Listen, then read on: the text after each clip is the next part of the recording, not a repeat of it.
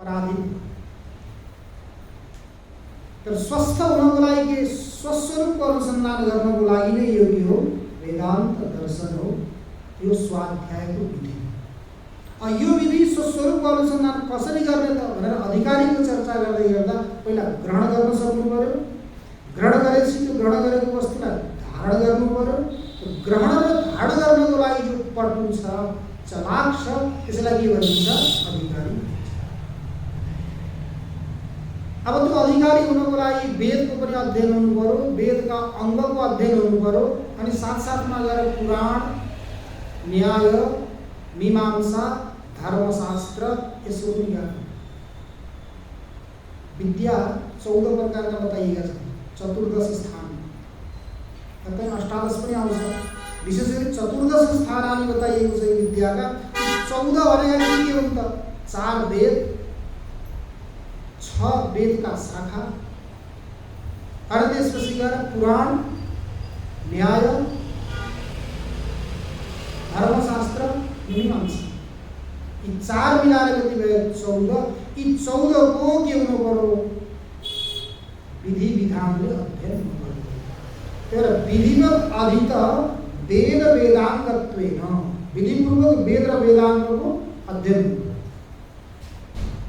आपातत भनेको थोरै मात्रै नभएर आपातत भनेको आद्योपान्त। अब आजभोलि के छ के भने वेदको अङ्ग हामीलाई मुख्य रूपमा भनिदिन्छ, हाम्रो शाखा के हो भन्ने कुरो हामीलाई यहाँ हुँदैन। शाखा त्यो पूर्ण शाखाको त कुरा छोड्दै व्रतबन्धको दिन अब त्यो विधि भयो भने आएर के गर्नुहुन्छ ब्राह्मणहरूले कमसेकम त्यो शाखाको एउटा मन्त्र सुनाइदिएर अनि त्यही वेद पढेर जानुपर्ने त 12 वर्ष पढ्नको लागि गुरुकुलमा हो। 12 वर्ष भएन भने 12 महिना, 12 महिना भने 12 दिन, 12 दिन पनि सकिएन भने 12 मिनट भनेर अनि त्यही सबै विद्या अध्ययनलाई गराएर समावर्तन संस्कार गराएर के गरिदिन्छ, छोडिसकेपछि छोरालाई विदेश जान ढिला भइरहेको छ। उनीहरू विदेश गयो, अब गइसकेपछि आफ्ना यी नित्य कर्म सन्ध्या वन्दन आदि गर्छ कि गर्दैन त्यो पनि थाहा छ। हाम्रो मूल भनेको के हो? वास्तवमा हामीहरूले आफ्ना सन्ततिलाई सिकाउनु पर्ने यही कुरा हो, संस्कार। मुख्य संस्कार भनेको के त भन्दा हाम्रा नित्य कर्म। त्यही भएर बताइएको छ विप्रो वृक्षः तस्य मूलं च सन्ध्या वेदा शाखा धर्म कर्माणि पत्रम् तस्मान् मूलं यत्नतो रक्षणीयं छिन्ने मूले नैव शाखा न पत्रम्। विप्रो वृक्ष एउटा ब्राह्मण भनेको कि एउटा वृक्ष, ठुलो वटवृक्ष भन्नुहोस् अथवा पिपलको वृक्ष भन्नुहोस्, विप्र। अब यसमा ब्राह्मण, क्षत्रिय, वैश्य सबै जसको यज्ञप्रति संस्कार हुन्छ ती सबैको लागि हो। विप्रो वृक्ष तस्य मूलं च सन्ध्या, तो वृक्षको मूल के हो त भन्दा सन्ध्या, त्रिकाल सन्ध्या हो। प्रातः, मध्याह्न अनि सायं। त्रिकालबाट हटेर दुईकाल, दुईकालबाट हटेर एककाल, एककाल पनि हटेर के भयो 3 दिनसम्म सन्ध्या वन्दन नगर्ने हो भने त्यो ब्राह्मण पनि के हुन्छ शूद्र हुन्छ। त्यो वेदको विधान छ। हामीहरू यतिकै ब्राह्मण हौँ भनेर भन्ने पनि अधिकारी छैन भने, यदि त्यो कर्म नगर्ने हो भने काम अनुसार त नाम हुने हो। कामै नगरेपछि त नाम कसरी भयो? नामका मात्रै भयो, काम भएन। त्यही भएर कविहरूले के भनेर जानुभयो? त्रिकालदर्शी जगते कपाउने कटैली ब्राह्मण वर्ग हो भने दरिद्र कुत्ता सरी आज भोगिन तलाई मालुम छ कि यो कुरा मन। त्यस्तो त्रिकालदर्शी थिए, सबैलाई कपाउँथे। अब ब्राह्मण आउँदैछ र भनिसकेपछि सबै के हुन्छ थरथर हुन्। श्राप दिने हुन् कि आशीर्वाद दिने हुन् कि के भरोसा? कतिखेर के गर्छ एउटा डराउँथे, अहिले त को आए को गए मात्रै छ।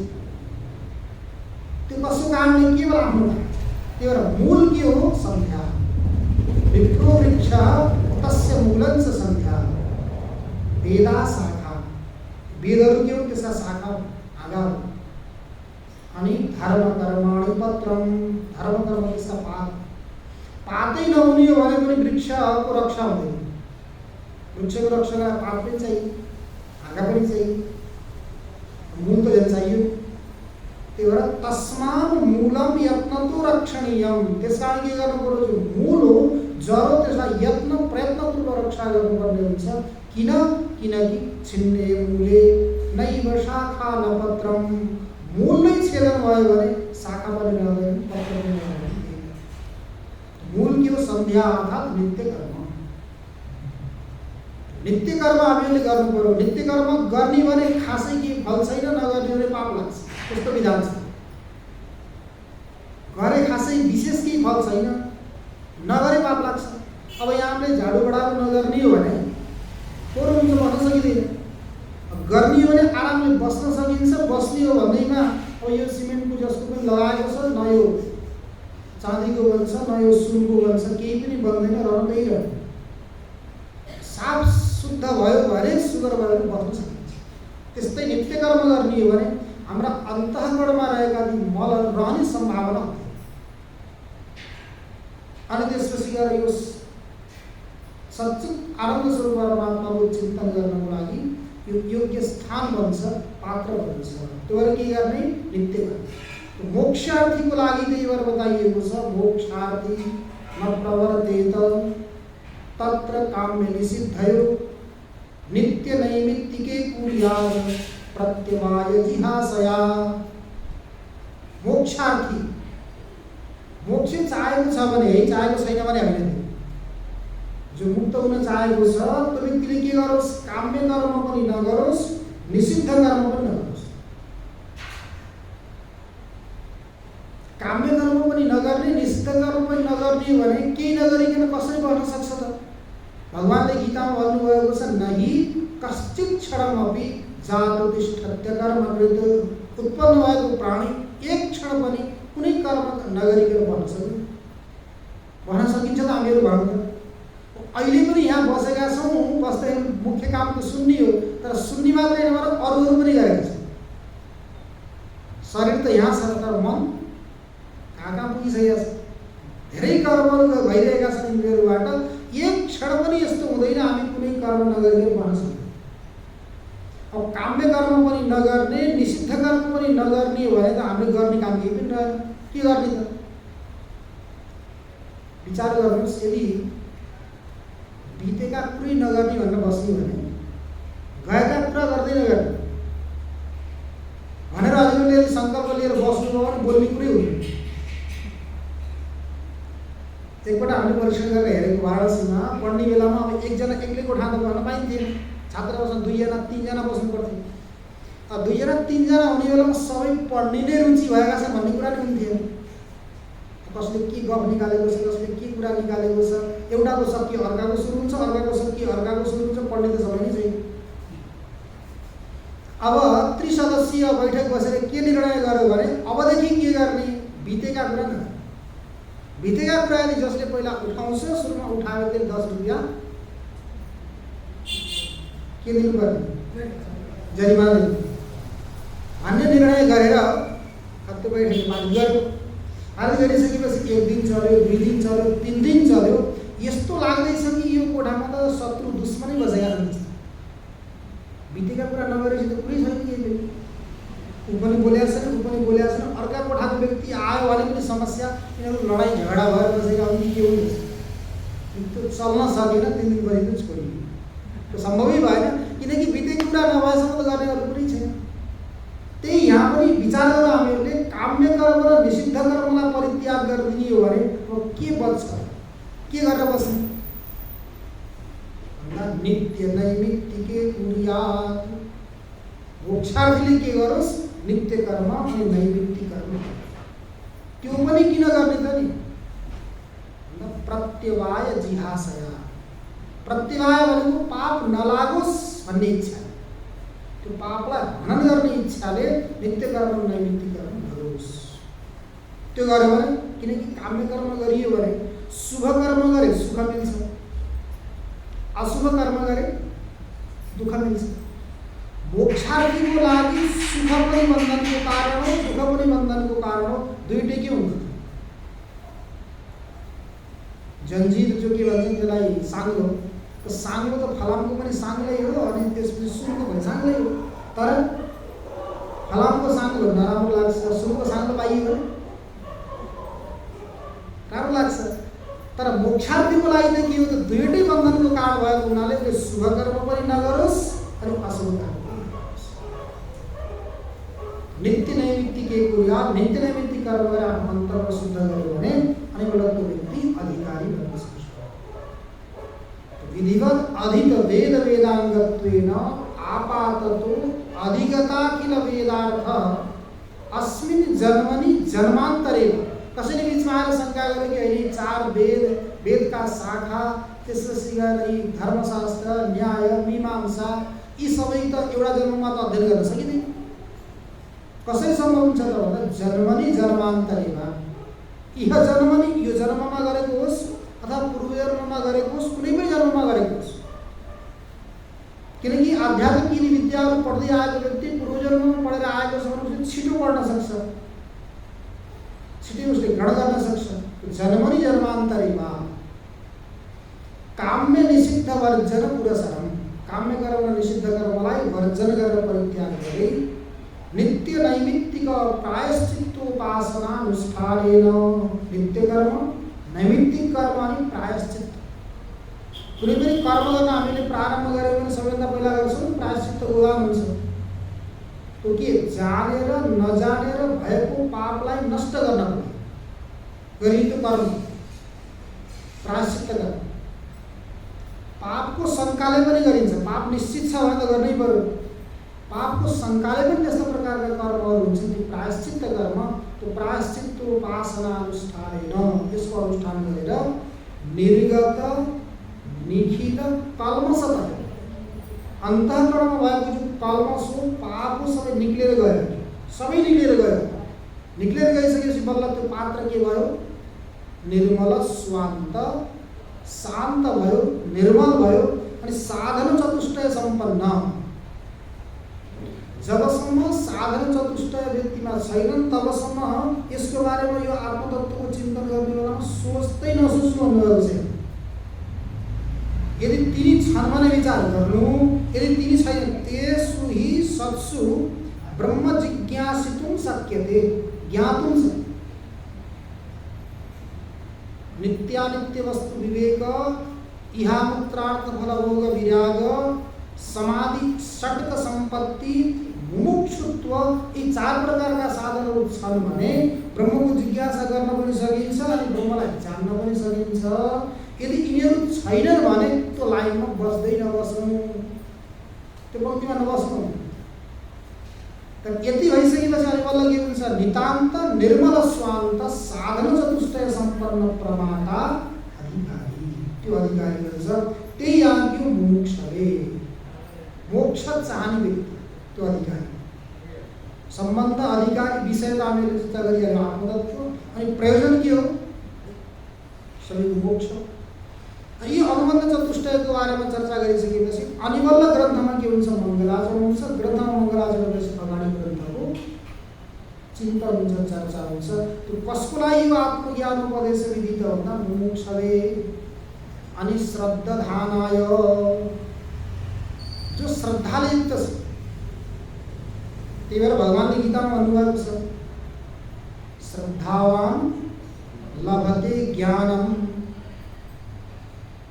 जबसम्म व्यक्ति श्रद्धाले युक्त हुँदैन, गुरुजीको सान्निध्यमा गएर समर्पित भावले रहँदैन, तब उससम्म उसले ज्ञान प्राप्त गर्न सक्छ। मैले जानेको छु, ग्रन्थ पढेको छु भनेर घरमै बस्न त्यसले ज्ञान प्राप्त गर्न सक्दैन। उपनिषदमा आउँछ, छान्दोग्य उपनिषदमा आचार्यवान पुरुषो वेद, जसले आचार्य बनाएको छैन त्यो पुरुषले आत्मतत्त्वलाई जान्न सक्दैन। त्यही भएर त भगवान श्रीकृष्ण पनि गुरुकुलमा जानुभयो, मर्यादा पुरुषोत्तम भगवान श्री राम पनि गुरुकुलमा जानुभयो।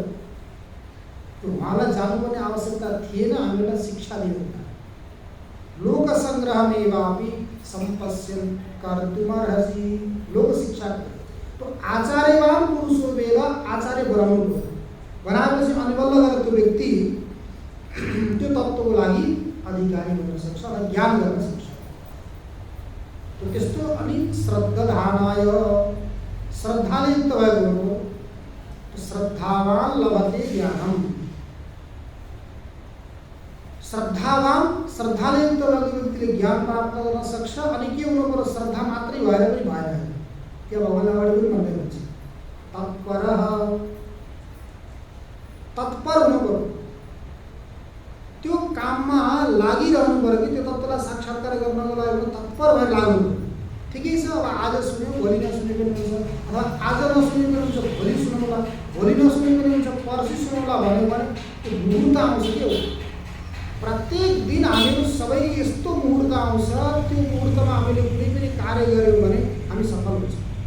तर त्यो मुहुर्त कतिखेर आउँछ भने थाहा आउन प्रत्येक दिन आउँछ, तर त्यो मुहुर्तमा हामी गफ गरेर बिताइदिन्छौँ कि सुतेर बिताइदिन्छौँ कि अनर्थ वार्तालाप गरेर बिताउँछौँ कि त्यो कुरा अलग छ। सबैको लागि एउटा मुहुर्त आउँछ।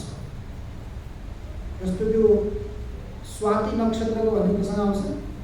स्वाति नक्षत्रमा सिपी हुन्छ नि, समुद्रमा अति सङ्ख्य जस्ता, त्यो सिपीमा पानीको थोपा आकाशबाट परेको पानी पर्यो भने त्यो मोती हुन्छ स्वाति नक्षत्र। त्यही पानीको थोपो मानुस तातेको तावामा पर्यो भने झैँ भयो गयो। अनि त्यस्तै गरी कर्कलाको पातमा पर्यो भने अन्यत्र पर्यो भने त्यसको कुनै उपयोगिता छैन। तर त्यही स्वाति नक्षत्रमा त्यो सिपीमा पर्यो भने त्यही पानीको थोपो के हुन्छ, त्यस्तै प्रकारले यी 24 घण्टा मध्येमा हामीहरूको यस्तो क्षण आउँछ, यस्तो समय आउँछ कि त्यो बेलामा हामीले जो कल्पना गर्छौँ त्यो सिद्धि हुन्छ। तर त्यो समय हामीले नजानेर के गरिरहेका हुन्छौँ, दुरुपयोग गरेका। त्यही भएर हेर्नुहोस् न, शुद्ध योगीहरू सन्तहरूले के गर्नुहुन्छ, धेरै अनर्गल कुरा नगरेर आफ्नो समयलाई सदुपयोग गरेर केवल परमात्माको चिन्तनमा उहाँहरू बसिरहेको भएको हुन्छ। उहाँले सोध्दै गर्दा भन्नुहुन्छ कि यो काल कतिखेर आउने थाहा छैन, निक्लेर गएको सास फेरि फर्केर आउने हो कि होइन, विश्वास छैन। यदि अन्त्य यामति सागति, अन्तिममा यदि अर्कै चिन्तन भयो भने दुर्गति हुन्छ। त्यो दुर्गतिबाट बच्नको लागि म यो क्षेत्रबाट बाहिर निक्लिन्न, अनि यो चिन्तनदेखि, शास्त्र चिन्तनदेखि अरू पनि चिन्तन गर्दिनँ भनेर त्यसलाई क्षेत्र सन्यास भन्छ। क्षेत्र सन्यास भनेको यति क्षेत्रमा बस्छ, यहाँदेखि बाहिर पनि त्यो चिन्तन गरेर बसिरहेका धेरै सन्तहरू योगीहरू हुन्छ। हुनलाई बिचरा विडम्बना यस्तो हुन्छ, अब काशीमा पनि हामीले देख्यौँ 40, 45, 50 वर्षसम्म त्यही देहत्याग गर्ने भनेर बसेका व्यक्ति 50 वर्षसम्म बसे, केही कार्यक्रमको लागि बाहिर गएका हुँ भन्दा 50 वर्षसम्म बसेको व्यक्तिको बाहिर गएर प्राणत्याग भइसकेपछि शरीर त फेरि लिएर आयो। त्यस्तै देवघाटका नि घटनाहरू हुन्छ। कल्पवासमा उही देवघाटकै शरीर त्याग गर्ने भनेर कति बुवामाहरू गएर बस्नुहुन्छ, वर्षौँ बस्नु बसिसकेपछि नाति आएको छ अरे विदेशबाट भनेर के गर्नुहुन्छ, हजुरको हजुरआमा नातिनीलाई भेट्नको लागि भनेर त्यो देवघाट छोडेर घरतिर आएको बेलामा त्यही बेलामा काम तमाम हुन्छ। त्यस्ता धेरै घटनाहरू छ। कति वर्षसम्म त्यहाँबाट ननिक्लेको व्यक्ति अन्तिममा गएर उता गएर प्राणत्याग गर्नुपर्ने हुन्छ। त्यो भएर सावधान हुनु पर्यो कि अन्तिम सुध्रियो भने सबै सुध्रिन्छ, तर अन्तिम सुधार्नको लागि जीवनभरि पनि प्रयास गर्नु पर्यो। आफ्नो प्रयास हो, अहिले नभए अर्को जन्ममा ठिक होला, तर प्रयास त हामीले गर्नु पर्यो, छोड्नु त्यो श्रद्धाधानाय, श्रद्धाले युक्त भएर मात्रै भएर तत्पर, यसमा लाग्नु पनि तत्पर हुनु पर्यो। सावधान भएर देहमा पातयामी कार्यमा साधयामी, देह नष्ट भएर जाओस् भन्ने मतलब छैन, आएको जान्छ त्यही आउँछ, तर मैले यो कार्य सिद्ध गर्नु छ भनेर तत्पर। अनि संयत इन्द्रिय, श्रद्धावान पनि छन्, काम गर्नको लागि तत्पर छ, लागेको पनि छ, तर इन्द्रियहरू उसको अधीनमा छैनन्। संयत इन्द्रिय छ।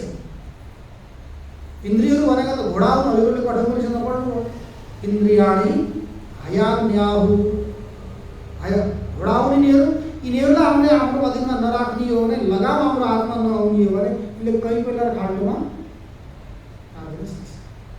संयत इन्द्रिय, इन्द्रिय के हुनु पर्यो, संयत। हिजो अब चर्चा गरेका शत्रु पनि हो, मित्र पनि नै हो। जितिएका छैन भने शत्रु हुन्, उनीहरूलाई जितेका छौँ, हाम्रो अधीनमा छन् भने मित्र।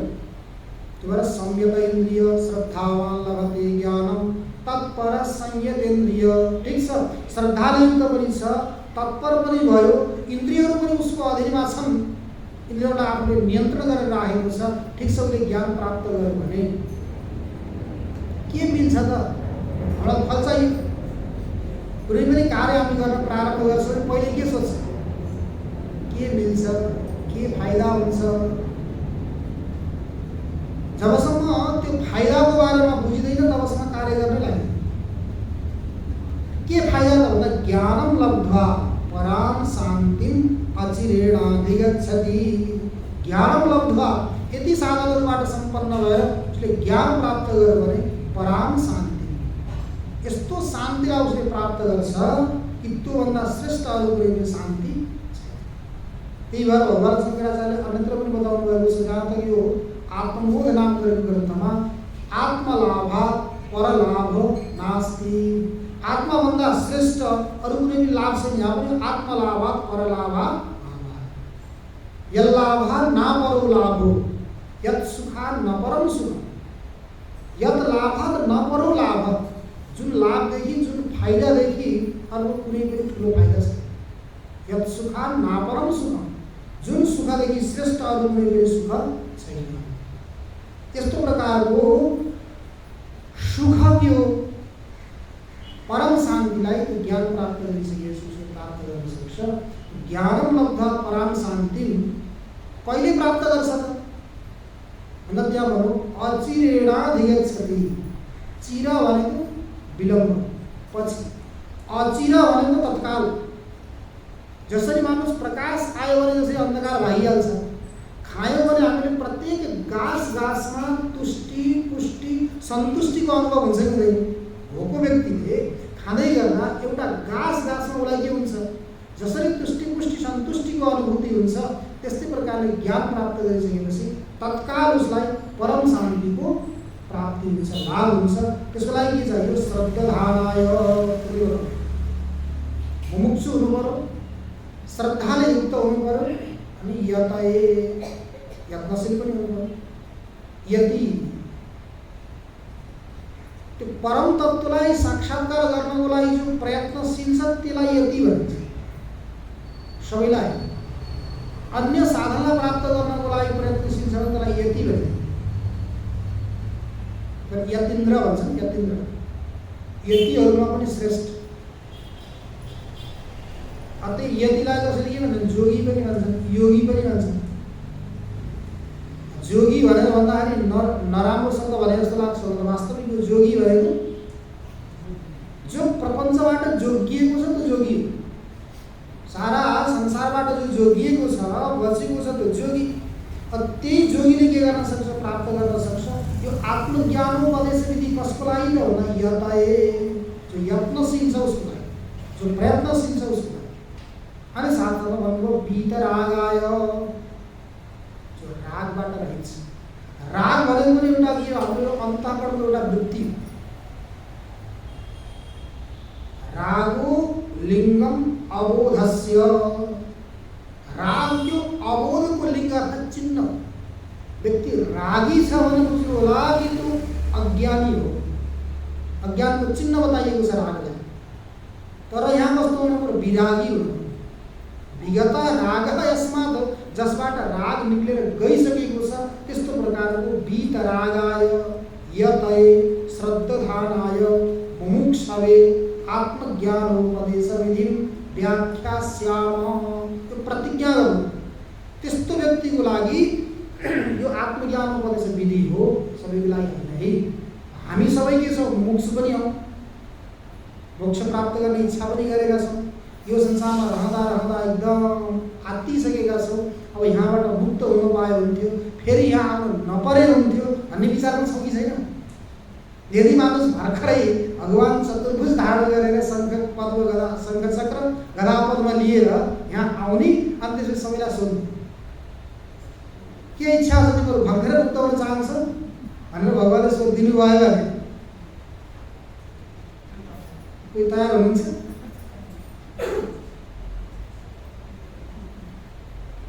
अहिले भर्खरै नभए केही समयपछि त इच्छा छ नि है? भर्खरै नभए भने केही समयपछि त इच्छा छ तर हामीहरू के मुमुक्षु पनि हौँ अनि श्रद्धाले हामीहरू युक्त पनि छौँ, श्रद्धावान पनि छौँ अनि यत्नशील पनि छौँ। कहाँ कहाँबाट दौडेर सारा काम छोडेर त्यो चिन्तन गर्नको लागि, स्वाध्याय गर्नको लागि, स्वस्वरूपको अनुभूतिको लागि हामीहरू आएका पनि छौँ।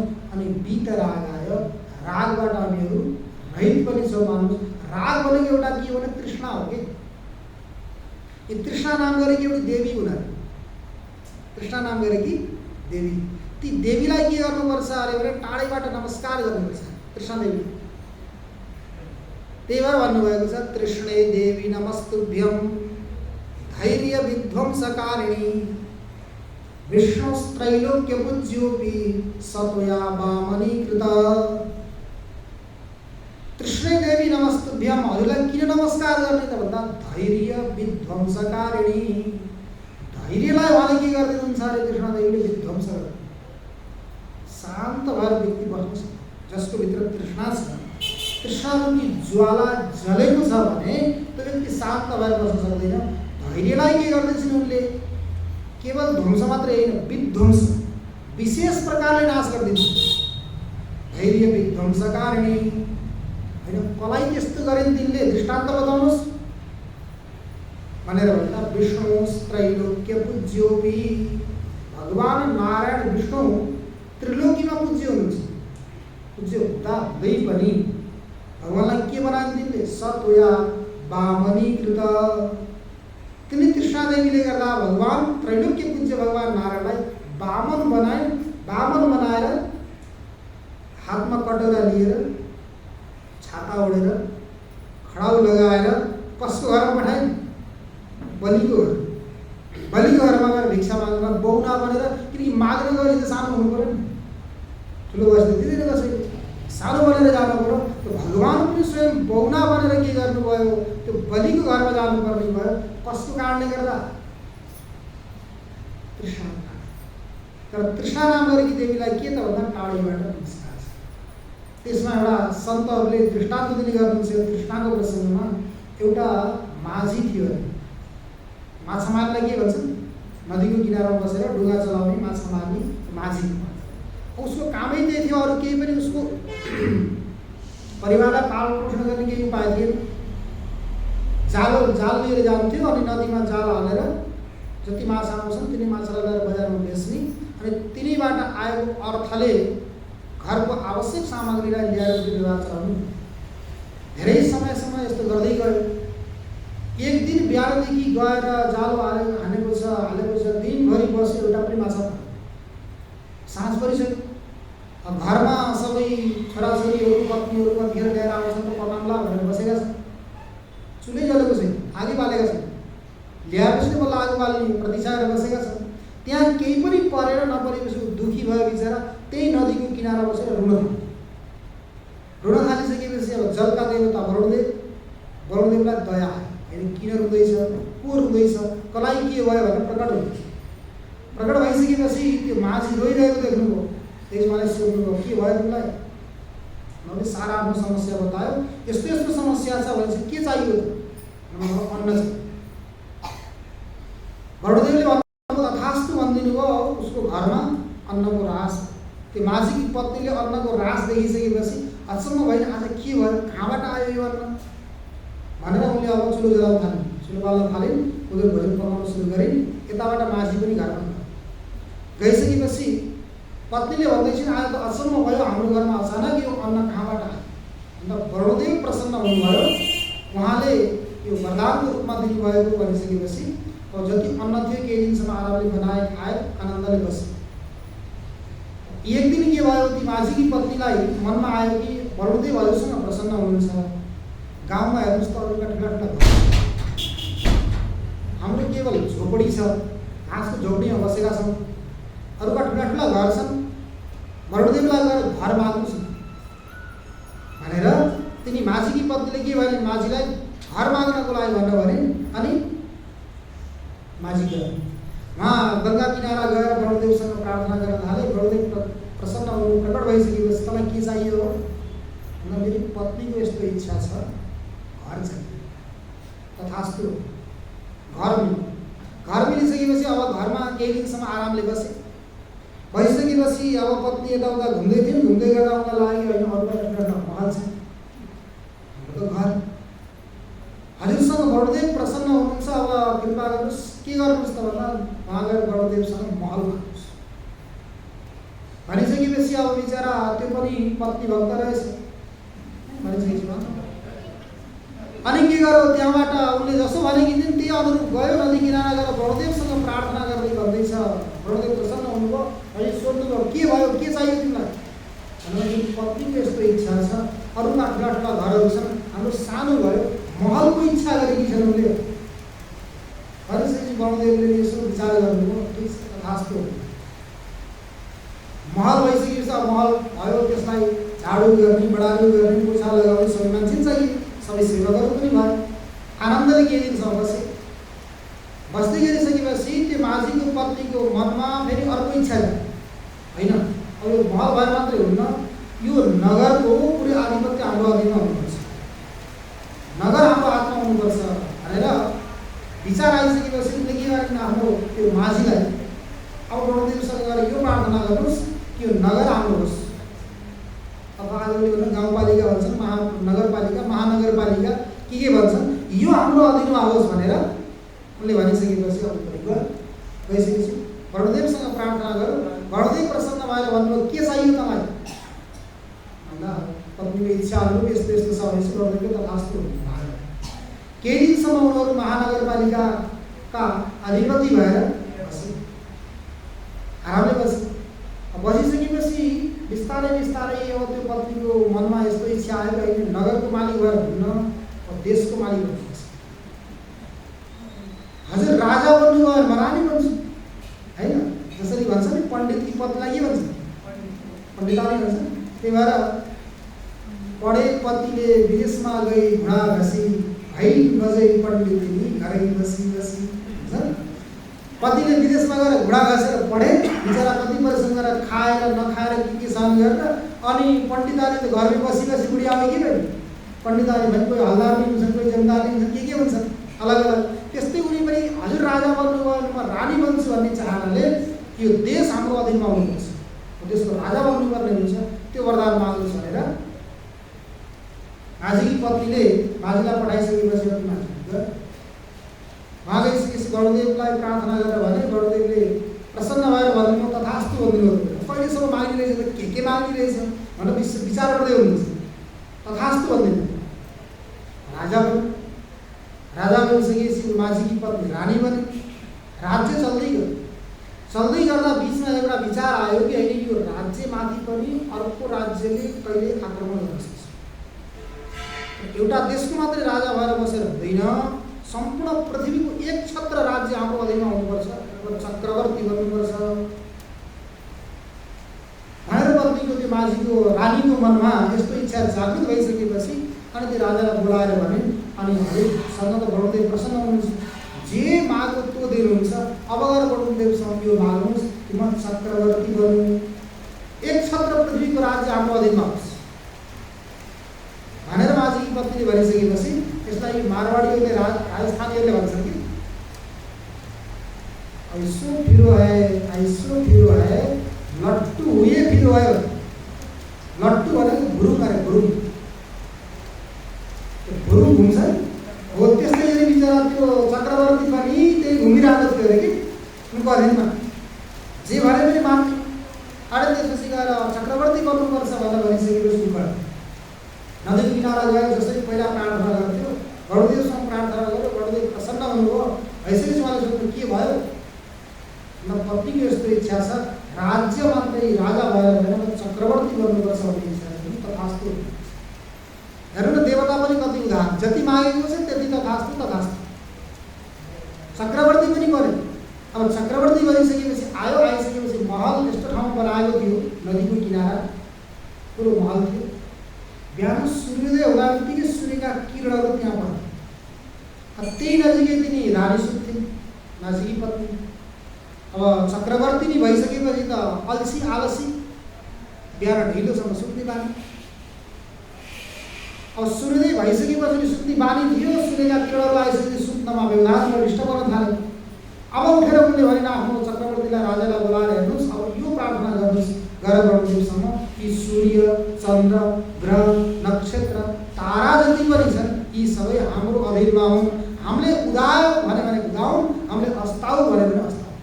त्यो प्रार्थना मागौँ, त्यो वर मागौँ भनेर पत्नीले भनिसकेपछि बिचरा के गर्छ त्यो मर्ता क्या नहीं करता है। त्यसपछि उहाँबाट उठेर हिँड्यो, त्यो बिस्तारै बिस्तारै के सोच्दै हिँड्यो। गङ्गा किनारा पुगेर बडोदेवसँग प्रार्थना गरिसके बडोदेव प्रसन्न आउनुभयो, प्रकट भयो। अझ के चाहियो तँलाई? पुगेर अझ के इच्छा छ? मेरो त होइन महाराज, पत्नीको यस्तो इच्छा छ भनेपछि अब बडोदेवलाई रिस उठ्यो। अनि उहाँले भन्नुहुन्छ अति सर्वत्र वर्जयेत्, अति कहीँ पनि हुँदैन, अति धेरै भयो, अति नथालेको राम्रो हुन्छ।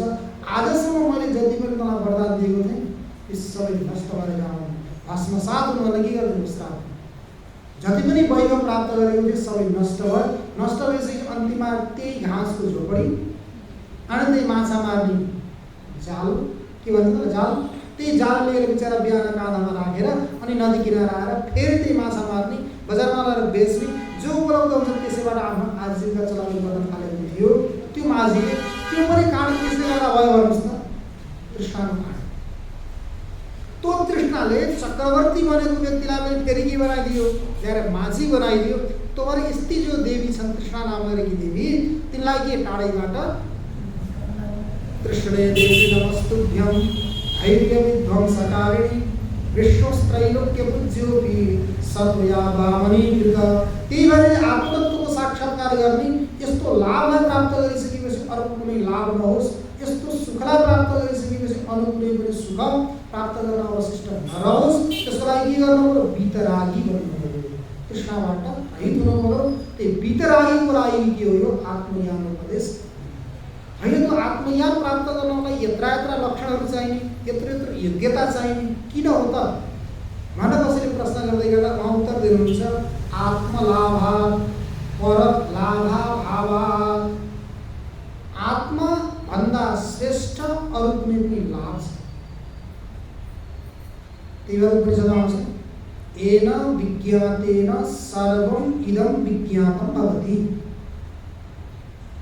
अश्रुतं श्रुतं भवति, अमतं मतं भवति, अविज्ञातं विज्ञातं भवति। जसलाई जानेपछि अरू कुनै पनि जान्नको लागि बाँकी रहँदैन। न सुनेको पनि सुनेको हुन्छ, न देखेको पनि देखेको हुन्छ, न जानेको पनि जानेको हुन्छ। उसलाई जानिसकेपछि तपाईँ आत्मलाभभन्दा श्रेष्ठ अरू कुनै पनि लाभ नभएको हुनाले आत्मलाभको लागि यस्ता यस्ता साधनहरूको आवश्यकता हुन्छ।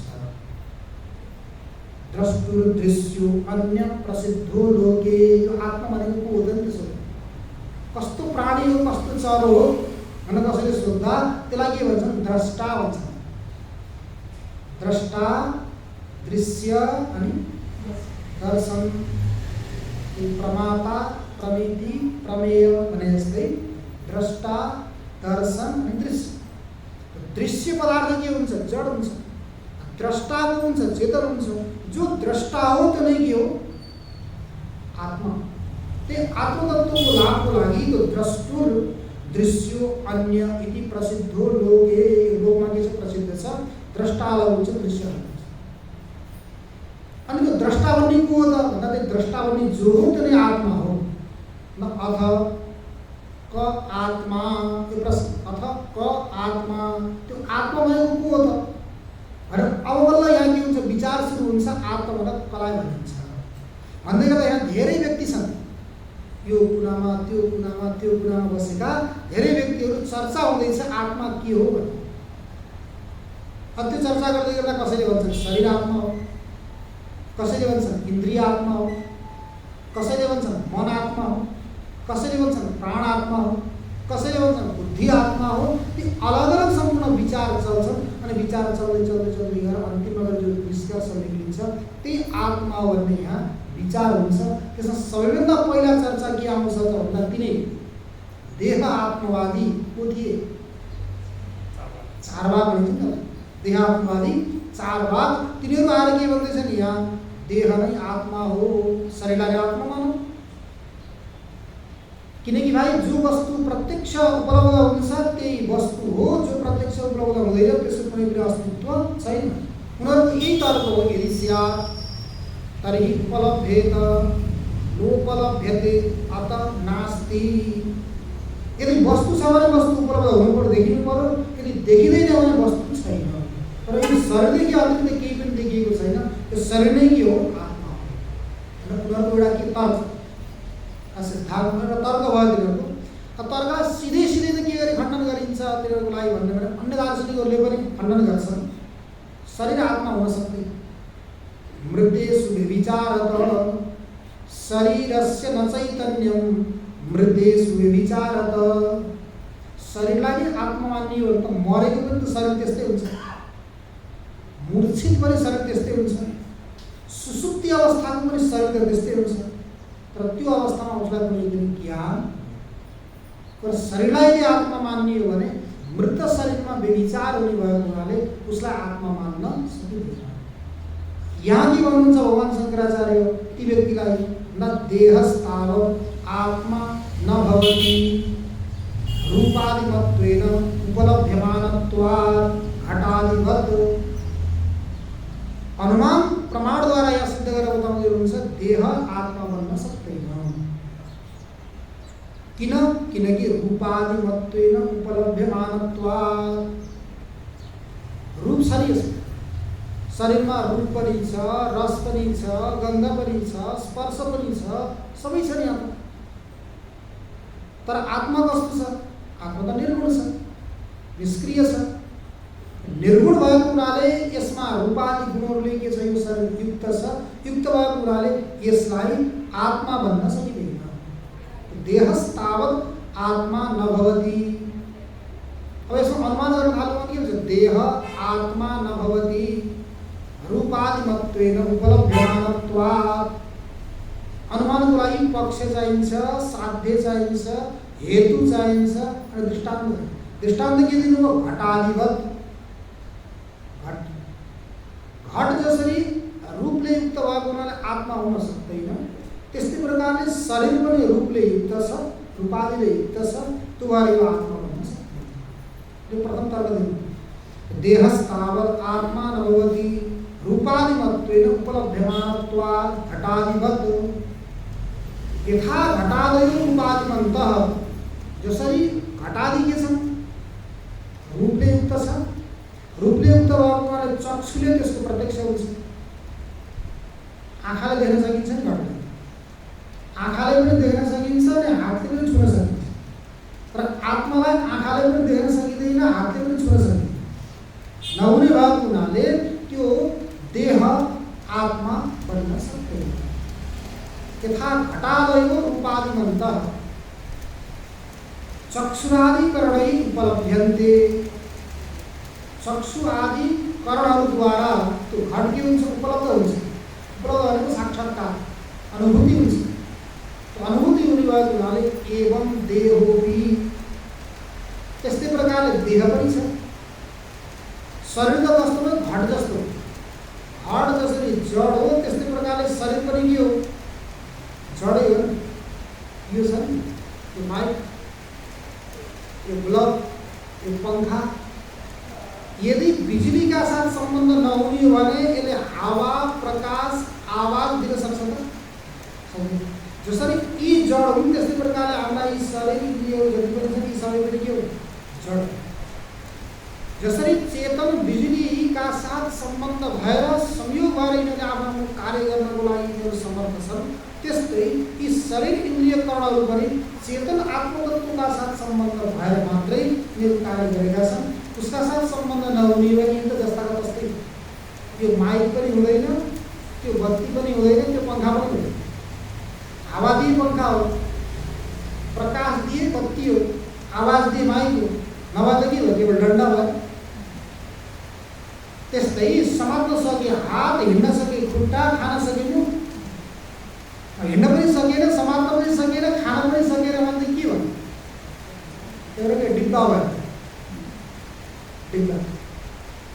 त्यस्तै प्रकारले जबसम्म चेतन सत्वका साथ सम्बन्ध हुँदैन तबसम्म यिनीहरूले पनि कार्य नगर्ने भयो भने जस्तै घट जड छ त्यस्तै प्रकारले शरीर पनि के हो? र शरीर आत्मा हुन रूपादिमन्तः चक्षुरादिकरणैः उपलभ्यन्ते एवं देहोऽपि रूपादिमान् चक्षुरादिकरणैः उपलभ्यते। शरीर पर रूपादि युक्त छ, चक्षु आदि कणद्वारा यसको प्रत्यक्ष हुने भएको हुनाले यो शरीरलाई आत्मा भन्न सकिन्छ। एउटा कुरा। अर्को कुरो त हामीले विचार गर्दै जाने के छ? अस्ति, जायते, वर्धते, विपरिणमते, अपक्षीयते, विनश्यति, यी अनेक प्रकारका यी षड्भाव विकारहरू कहाँ हुन्छ? शरीरमा हुन्छ। अनि यो शरीर वस्तुसँग प्रत्येक क्षणमा परिवर्तनशील छ। यसका अवयवहरूको उपचय र अपचय भइरहन्छ। उपचय भनेको वृद्धि, अपचय भनेको ह्रास, घट्ने र बढ्ने भइरहन्छ। एउटा अवयव घट्यो भने पनि शरीर नष्ट भयो, अनि अर्को अवयव बढ्यो भने पनि शरीर नष्ट भयो। यस्तो प्रत्येक क्षणमा परिवर्तनशील हुने शरीर आत्मा भन्न सक्छ। त्यो भएर यिनीहरूदेखि, यो शरीर आदिदेखि यो शरीरलाई सञ्चालन गराउने जो कुनै तत्त्व छ त्यो आत्मा होला जो छ, तर यो शरीर त आत्मा हुन सक्दैन। त्यो शरीरदेखि यो रथ हिँडिरहेको रथलाई देखेर हामीले के गर्छौँ? सारथीको अनुमान गर्छौँ। रथ छ, गाडी हिँडिरहेका छन्, गाडी चलिरहेको गाडीलाई देखेर हामीले के गर्छौँ? त्यसमा चलाउने व्यक्ति जो हो, सारथी, ड्राइभरको हामी अनुमान गर्छौँ। जड त्यो रथ अथवा जड गाडी कुनै चेतन तत्त्वका साथ सम्बन्ध नभएसम्म चल्न सक्दैन। चलेको छ, त्यहाँबाट अनुमान हुन्छ कुनै चेतन तत्त्वका साथ त्यसको सम्बन्ध छ। त्यस्तै प्रकारले यो शरीर पनि के हो? एउटा रथ। यो रथलाई चलाउने भित्र कोही चेतन तत्त्व छ जसको सम्बन्धले गर्दा यसले आफ्ना आउने जाने सारा व्यवहारहरू गरिरहेको छ। जो तत्त्व त्यो आत्मा हुन सक्छ, तर यो शरीर आत्मा। जसरी यथा दाह्य प्रकाश्य काष्ठात् व्यतिरिक्तो दाहक प्रकाशको अग्नि तथा दृश्यात् देहात् द्रष्टा व्यतिरिक्त आत्मा सिद्ध। दाह्य अनि प्रकाश, काठमा अग्नि हुन्छ, काठमा अग्नि व्याप्त हुन्छ। यदि नभएको भए त अरडी मन्थन गर्दा कहाँबाट निक्लिन्थ्यो? जसरी दधी मन्थन गरिसकेपछि नवनीत निक्लिन्छ, तोरी तिल पेलेपछि त्यहाँबाट तेल निक्लिन्छ, त्यस्तै प्रकारले अरडी भनेको काठलाई मन्थन गर्ने भने त्यहाँबाट अग्नि निक्लिन्छ। यो तिलमा जसरी तेल व्याप्त छ, दुधमा जसरी घिउ व्याप्त छ, त्यस्तै प्रकारले यो काष्ठमा पनि के छ? अग्नि व्याप्त छ। तर त्यो काठदेखि अग्नि के हो? अतिरिक्त। काठमा छ तर काठदेखि के हो? अतिरिक्त हो। त्यस्तै प्रकारले मान्नुहोस्, यो दृश्य यो शरीर हो, त्यो शरीरदेखि अतिरिक्त कुनै द्रष्टा तत्त्व छ जसको माध्यमले यो शरीर कार्य गरिरहेको छ, आफ्ना व्यवहारहरू चलाइरहेको छ। त्यो द्रष्टा नाम रहेको तत्त्व त्यो के हो? शरीर के भयो? दृश्य भयो। पहिला प्रतिज्ञा आएको थियो द्रष्टुर दृश्यो अन्य। द्रष्टादेखि दृश्य के हो? अन्य। शरीर के भयो? दृश्य। अनि त्यसै यो शरीरलाई सञ्चालन गर्ने तत्त्व करणलाई सञ्चालन गर्ने जो तत्त्व हो त्यो त्यो द्रष्टा हो। त्यो द्रष्टा शरीर आदिदेखि व्यतिरिक्त अर्थात् भिन्न छ भन्ने कुरो आत्मा के हुन्छ? सिद्ध हुन्छ भनेर यी शरीर आत्मावादी जो चार भाग हुन् भन्नुहोस्, तिनीहरूको मत यहाँ के भयो? खण्डित। शरीर आत्मा बन्न सक्दैन भनेर के अब भन्नु लाग्यो? यो त हामीलाई थाहा थियो है, यो त हामीलाई थाहा थियो, किन भन्नु परेको थियो? भन्नुपर्ने आवश्यकै थिएन। भगवान् शङ्कराचार्यले के गरिदिनु भयो? व्यर्थ समय हामीहरूको बेकार गरिदिनु भयो, गवाइदिनु भयो भनेर भन्नुभयो। त्यो होइन, कहिलेकाहीँ झट्ट भुलेर के भन्छौँ? म मोटो, म पातलो, म कालो, म सेतो, म गोरो भन्ने हामीले अभिमान गर्छौँ, गर्दैन? त्यो कसलाई लिएर गरेका हौँ? शरीरलाई लिएर। म भनेको को शरीर होइन, म भनेको आत्मा हो। त्यो मका साथ यो शरीरको हाम्रो के छ? तादात्म्य अध्यास छ। तादात्म्यको अध्यास, तादात्म्य त होइन तर तादात्म्य के छ? अध्यास छ, भ्रान्ति छ। तादात्म्यको भ्रान्ति भएको हुनाले त्यो भ्रान्ति हटोस्, त्यो भ्रान्तिमा हामीहरू नहौँ भन्नको लागि किनकि नियम छ भ्रमाद अलभ्यम नहि किञ्चिदस्ति। भ्रमद्वारा प्राप्त नहुने कुनै पनि यस्तो चिज छ। हामीले कहीँ पनि कुनै पनि वस्तुको भ्रान्ति गर्न सक्नुहुन्छ, अरूलाई प्राप्त हुन्छ। यो सारा संसार भ्रमले चलेको छ, भ्रान्तिमूलक संसार। त्यही भएर ब्रह्मसूत्रमा हजुरले सुन्नुभयो होला, सत्य र अनृतलाई मिथुन गरेर मिलाएर चलेको यो लोक व्यवहार भनिन्छ। केवल सत्यले मात्रै पनि चल्दैन अनि केवल झुटोले मात्रै पनि चल्दैन। त्यो झुटो पनि त अलिकति मिलाएर हुनु पर्यो नि। त्यही भएर भन्छन् सफेद झुट भन्छन् कि पुरै झुटो बोल्यो भने सेतो झुट भयो। झुटो पनि यति बोल्नु पर्यो कमसेकम बताउनु विश्वास त लागोस्, त्यस्तो खाले बोल्नु। झुटो पनि चाहियो अनि सत्य पनि चाहियो। हजुरहरूलाई त सबैलाई ज्ञान छ, आभूषण बनाउनु पर्यो भने शुद्ध सुनले बन्दैन अरे। मैले सुनेको शुद्ध सुनले मात्रै आभूषण बन्दैन अरे। त्यो सुनमा पनि केही मिलाउनुपर्छ, मिलाइसकेपछि बल्ल आभूषण बन्छ। हजुरसँग धेरै सुन छ, घरमा राख्न चाहनुहुन्छ, इँटा बनाउनुहुन्छ, बिस्कुट बनाउनुहुन्छ, के बनाउनु भएको छ, इँटा पनि बनाएर राख्नुभयो होला होइन, इँटा बनाएर राख्नुभएको छ सुनको, त्यसपछि बिस्कुट बनाएर राख्नुभएको छ। राख्नको लागि ठिक छ, राख्नुहोस्, शुद्ध बनाएर राख्न सक्नुहुन्छ। तर आभूषण बनाउनु पर्यो भने त्यसमा केही मिलाउनु पर्ने हुन्छ। त्यस्तै हामीहरू पनि लोकमा छौँ, यो लोक व्यवहार चलाउनको लागि सत्य पनि चाहिन्छ, अनृत पनि चाहिन्छ, दुईवटालाई साथमा लिएर व्यवहार चलाउनु पर्ने हुन्छ। सत्य आत्मतत्व, अनृत यो जड देह, यी दुईटैलाई लिएर हामीहरू के हुन्छ, व्यवहार चल्छ। चल्दै चल्दै गयौँ भने असत्य ब्रह्मणि स्थित्वा तत सत्यम समीहते। यो असत्य संसारमा रहेर असत्य साधनहरूको प्रयोग गरेर त्यो सत्य परमात्मालाई प्राप्त गर्न सकिन्छ। प्राप्त गर्ने हामीहरूमा शक्ति सामर्थ्य आओस् भन्ने शुभकामनाका साथ आजको सत्र यही समापन गरौँ। हरि ओम। पूर्णमदः पूर्णमिदं पूर्णात् पूर्णमुदच्यते पूर्णस्य पूर्णमादाय पूर्णमेवावशिष्यते। ओम शांति शांति। सच्चिदानंद भगवान को, सद्गुरुदेव भगवान को, सत्संग परिवार को, राष्ट्रदेव पशुपतिनाथ को, वैदिक सत्य सनातन धर्म